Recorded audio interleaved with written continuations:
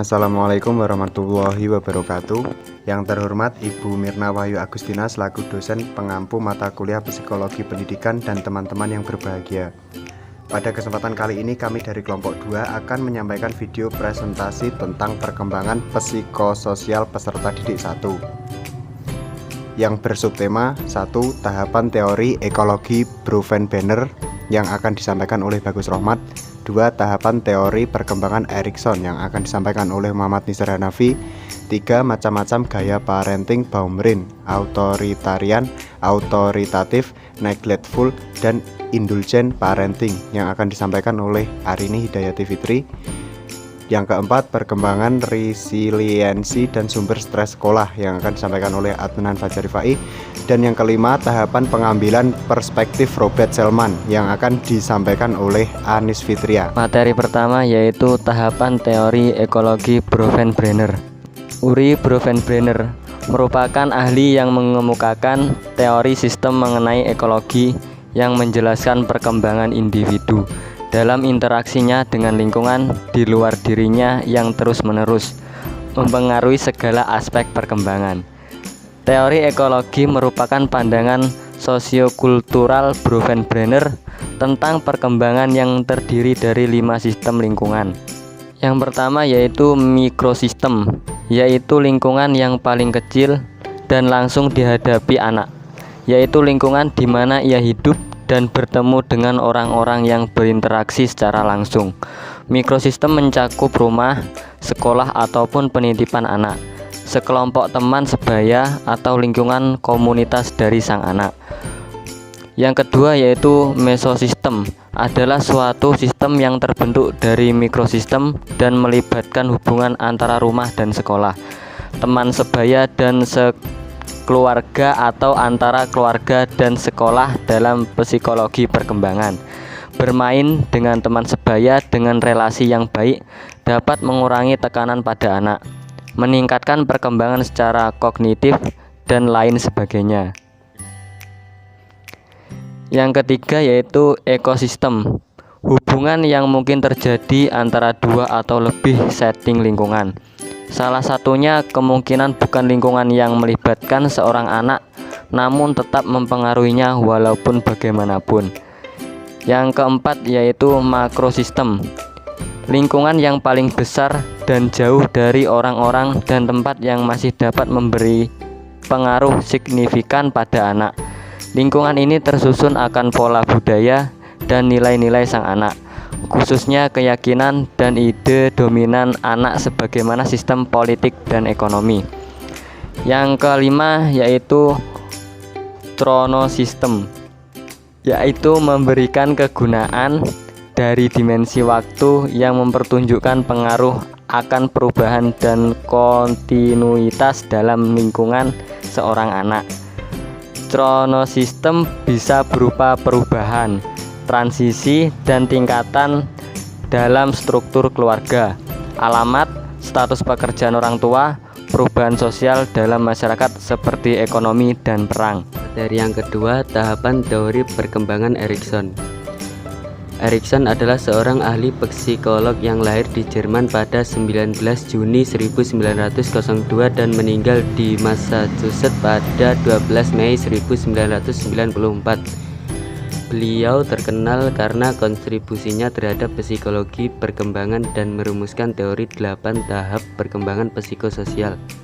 Dengan model ini, Erikson berusaha menggambarkan perkembangan kepribadian individu dari masa kanak-kanak sampai tahapan dewasa melalui pendekatan sosial. 8 tahap perkembangan Erikson.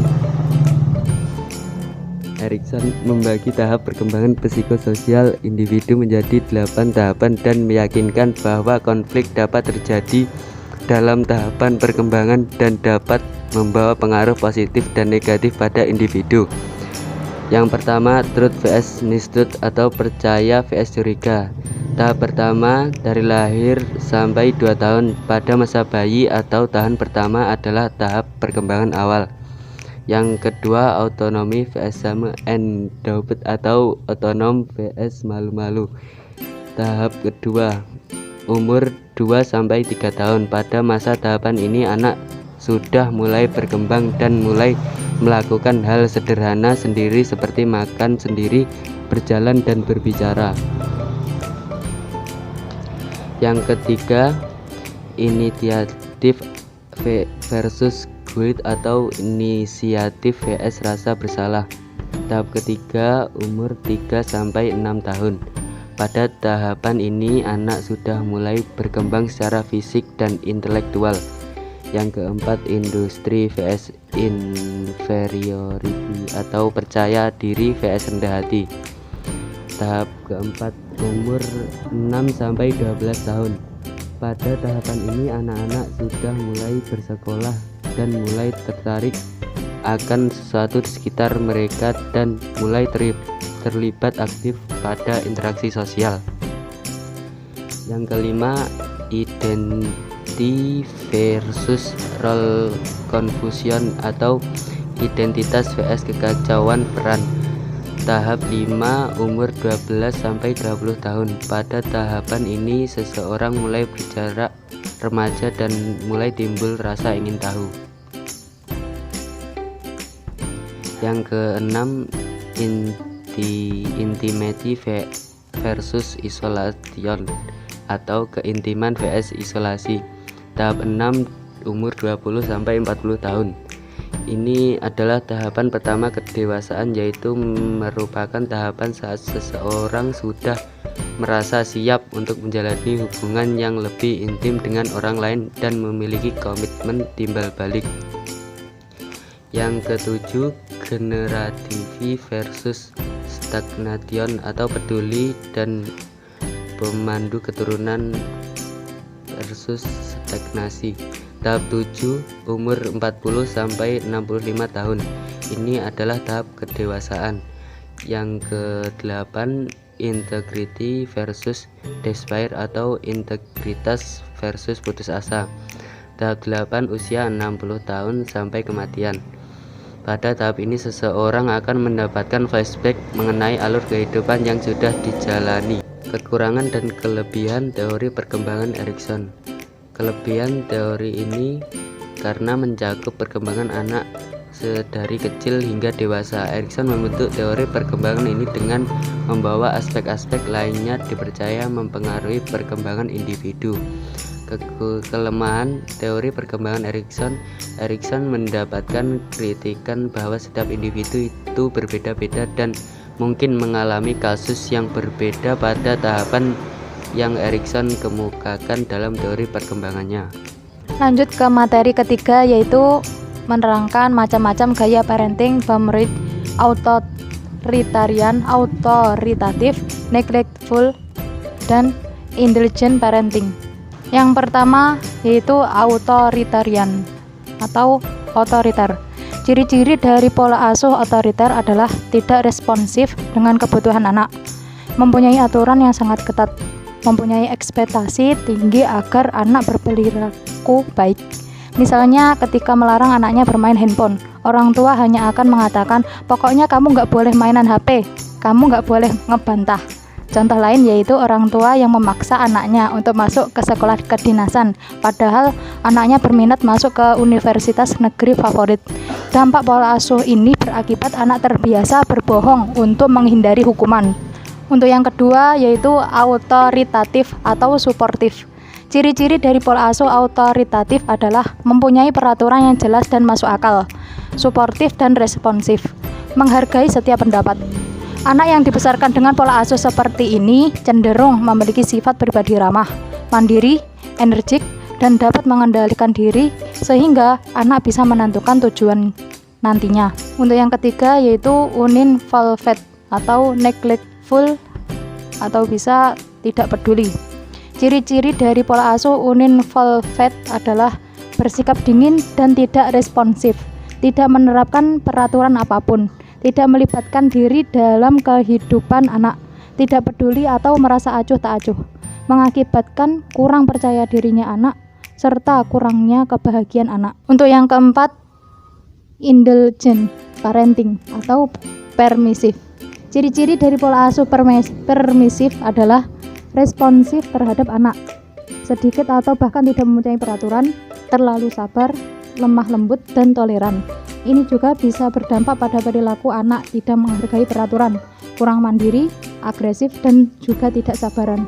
Materi yang keempat yaitu perkembangan resiliensi dan sumber stres sekolah. Pengertian resiliensi. Resiliensi, daya lentur ketahanan, adalah kemampuan atau kapasitas insani yang dimiliki seseorang, kelompok, atau masyarakat yang memungkinkannya untuk menghadapi, mencegah, meminimalkan, dan bahkan menghilangkan dampak-dampak yang merugikan dari kondisi yang tidak menyenangkan, atau mengubah kondisi kehidupan yang menyengsarakan menjadi suatu hal yang wajar untuk diatasi. Ciri-ciri dan faktor-faktor resiliensi. 1. Social competence atau kompetensi sosial, yaitu kemampuan untuk memunculkan respon yang positif dari orang lain, dalam artian mengadukan hubungan-hubungan yang positif dengan orang dewasa dan teman sebaya. 2. Problem solving skills atau metacognition, keterampilan pemecahan masalah atau metakognitif, yaitu perencanaan yang memudahkan untuk mengendalikan diri sendiri dan memanfaatkan akal sehatnya untuk mencari bantuan dari orang lain. 3. Autonomi atau otonomi, yaitu suatu kesadaran tentang identitas diri sendiri dan kemampuan untuk bertindak secara independen serta melakukan pengontrolan terhadap lingkungannya. 4.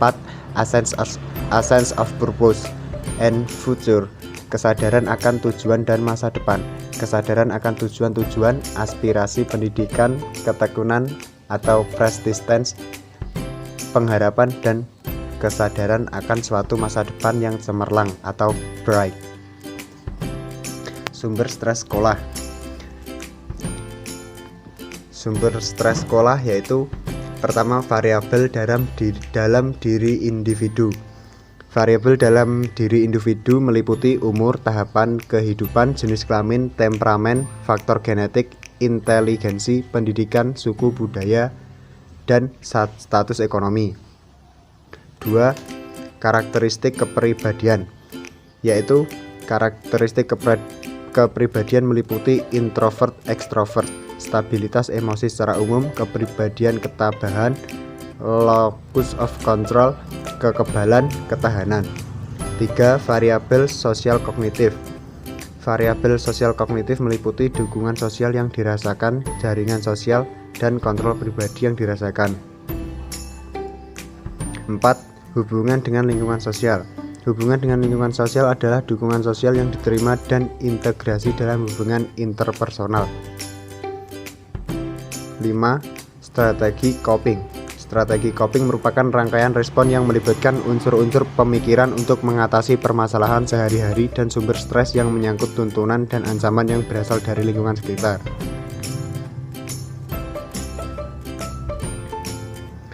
Cara mengatasi problem stres di sekolah. 1. Menciptakan iklim sekolah yang baik. 2. Mengadakan pelatihan mengatasi stres. 3. Meningkatkan resiliensi siswa. Materi yang kelima yaitu tahapan pengambilan perspektif Robert Selman.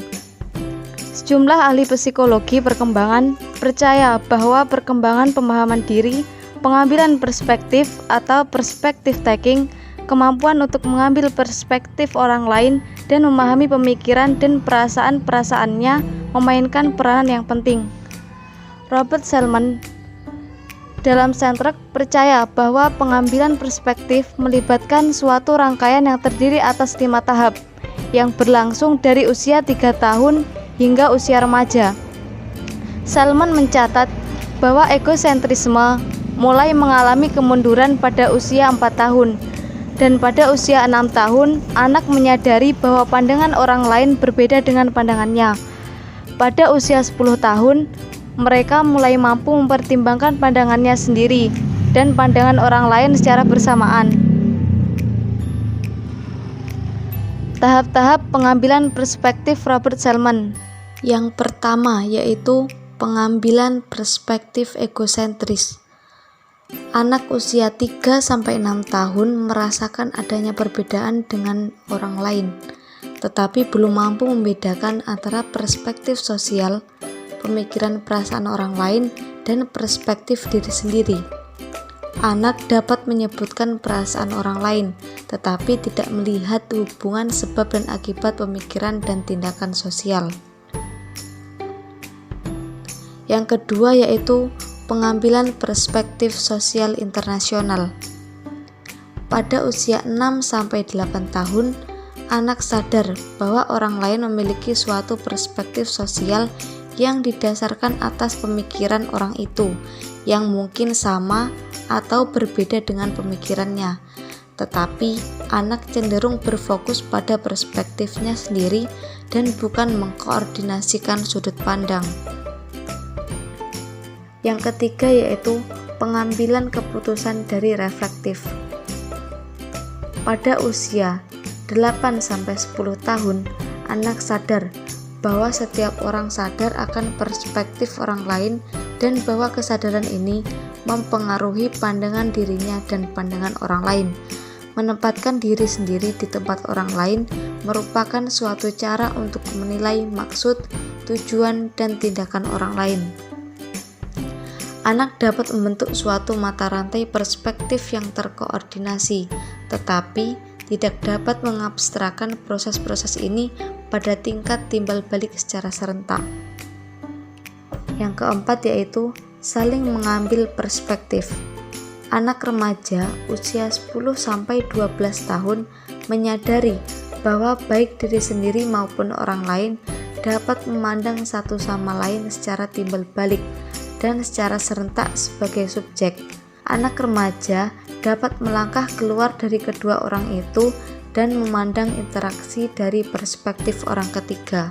Dan yang kelima yaitu pengambilan perspektif sistem sosial dan konvensional. Anak remaja usia 12-15 tahun menyadari pengambilan perspektif bersama tidak selalu menghasilkan pemahaman yang sempurna. Konvensi sosial dilihat sebagai sesuatu yang penting karena dipahami oleh semua anggota kelompok tanpa memandang posisi, peran, atau pengalaman mereka. Sekian video penjelasan dari kelompok 2. Ada kurang lebihnya kami mohon maaf yang sebesar-besarnya. Saya akhiri. Wassalamualaikum warahmatullahi wabarakatuh.